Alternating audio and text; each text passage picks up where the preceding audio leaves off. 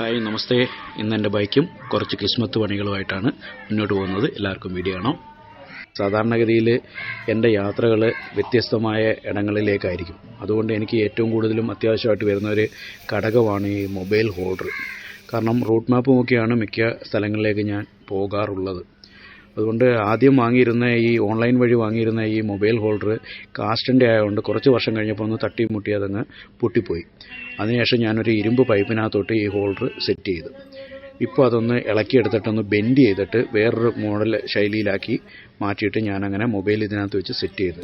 എല്ലാ പ്രാവശ്യവും ഞാൻ ശബരിമലയ്ക്ക് ഈ പ്രാവശ്യമല്ല എപ്പോഴും ഞാൻ പോകുന്നത് ബൈക്കിൽ തന്നെയാണ്. അപ്പം മൊബൈൽ ഇതിനകത്ത് ഹോൾഡ് ചെയ്തിട്ടാണ്. അപ്പം ഇടയ്ക്ക് 18 മണിക്കൂർ ക്യൂ നിന്ന് ശബരിമലയിൽ തൊഴുവേണ്ടി വന്നത് കാരണം മൊബൈലിൻ്റെ ചാർജൊക്കെ തീർന്ന് അവസാനം എൻ്റെ കൂടെ വന്ന ആളെ അങ്ങോട്ടും ഇങ്ങോട്ടൊക്കെ കോൺടാക്റ്റ് ചെയ്യാനും എടുക്കാനൊക്കെ ചെറിയ ബുദ്ധിമുട്ടായി. ഫോണിൻ്റെ ചാർജ് തീർന്നതാണ്. അതുകൊണ്ട് ഞാൻ പിന്നെ പെട്ടെന്ന് ബൈക്കിനകത്തൊരു ചാർജർ മേടിച്ച് നോക്കാമെന്ന് വിചാരിച്ചതാണ്. ഇത് കണക്കത്ത് നമുക്കൊരു ചാർജർ ഞാൻ മൊബൈലിനകത്ത് കണക്ട് ചെയ്യുന്ന ഒരു ചാർജർ വാങ്ങി. ഇതിനകത്താകുമ്പോൾ നമുക്ക് മൊബൈലും ചാർജ് ചെയ്യാം. ഒപ്പം ഞാൻ ഇതിനകത്തൊരു സ്പീക്കർ മേടിച്ച് വെച്ചിട്ടുണ്ട്. അപ്പോൾ രണ്ടും ഇതിനകത്ത് നമുക്ക് ചാർജ് ചെയ്യാൻ പറ്റും. അപ്പോൾ ഇത് മേടിച്ചിട്ട് ഇതിനൊരു ചെറിയ കവറൊക്കെ ഞാൻ സെറ്റ് ചെയ്ത് സെറ്റ് ചെയ്തതെന്ന് വെച്ച് കഴിഞ്ഞാൽ മഴ പെയ്ത് കഴിഞ്ഞാൽ നനയാതിരിക്കാൻ വേണ്ടിയിട്ട്. ഇത് നനഞ്ഞു കഴിഞ്ഞാൽ പെട്ടെന്ന് ചീത്തയാവും. അപ്പോൾ നമ്മൾ ഇവിടെ വെച്ചിട്ട് അതൊന്ന് കണക്ട് ചെയ്യാൻ പോവുകയാണ്. ഈ ചാർജറിൻ്റെ കവർ വേറൊന്നുമല്ല, നമ്മുടെ സ്വർണ്ണം മേടിക്കുമ്പോൾ കിട്ടുന്ന ഡപ്പയില്ലേ, ആ ഡപ്പ എടുത്തിട്ട് അതിൻ്റെ മുകളിൽ സെല്ലോ ടേപ്പ് ഒട്ടിച്ചിരിക്കുന്നതാണ്. വല്ലവനും പുല്ലുമായിരുന്നു. ഇത് ഫിറ്റ് ചെയ്തപ്പം മഴയും പൊടിക്കുന്നു. കേബിൾ ഇളകി കിടന്ന് അതൊക്കെ ഒന്ന് സെറ്റ് ചെയ്ത് ഇതിൻ്റെ ചാർജറിൻ്റെ വയറും കൂടെ ഒക്കെ ഒന്ന് കൊടുക്കാമെന്ന് വിചാരിച്ച് അങ്ങനെ ഉള്ള പണിയിലാണ്.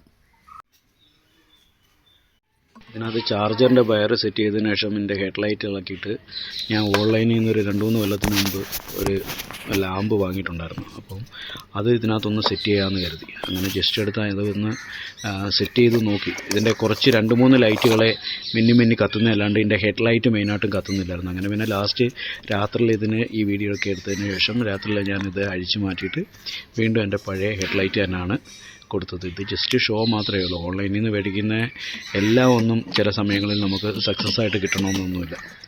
അത്തരത്തിലുള്ള ഒരു അനുഭവമായി പോയി എനിക്ക് ഈ ഹെഡ്ലൈറ്റും. അങ്ങനെ ഹെഡ്ലൈറ്റും എല്ലാം സെറ്റ് ചെയ്ത് ചാർജറിൻ്റെ ലൈറ്റും വയറുകളും എല്ലാം കൊടുത്ത്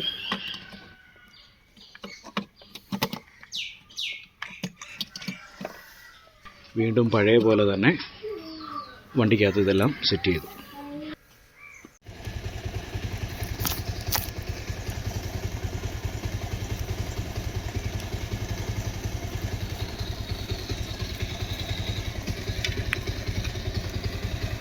അമ്മയുടെ ഫോണിൻ്റെ ചാർജറാണ് കേട്ടോ. അതിൽ കുത്തിയെങ്കിൽ മാത്രമേ എനിക്ക്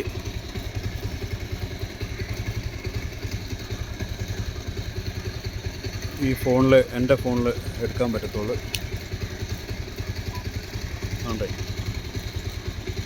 ചാർജറായിട്ടുണ്ട്, ചാർജ് കയറുന്നുണ്ട്. അപ്പോൾ നമ്മുടെ വർക്ക് സക്സസ് ആയിട്ടുണ്ട്. ഹെഡ്ലൈറ്റ് ഫിറ്റ് ചെയ്ത് ഹെഡ്ലൈറ്റൊക്കെ കാണാൻ നല്ല രസമുണ്ട്, പക്ഷേ വെട്ടമില്ല.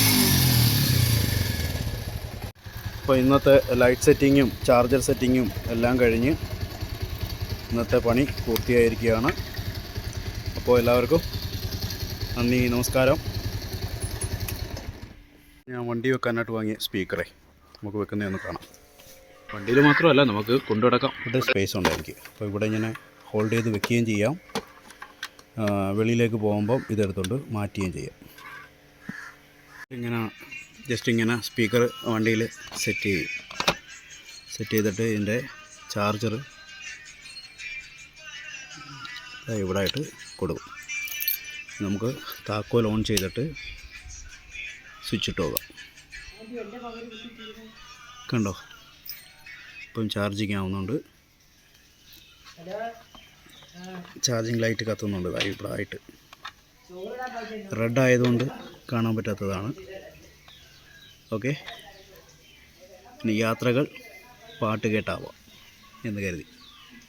ഈ വീഡിയോ എല്ലാവർക്കും ഇഷ്ടമായെന്ന് കരുതുന്നു. ലൈക്ക് അടിക്കുക, ഷെയർ ചെയ്യുക, കമൻറ്റ് ചെയ്യുക, സബ്സ്ക്രൈബ് ചെയ്യുക, ഒപ്പം കൂടെ കുടിക്കുക.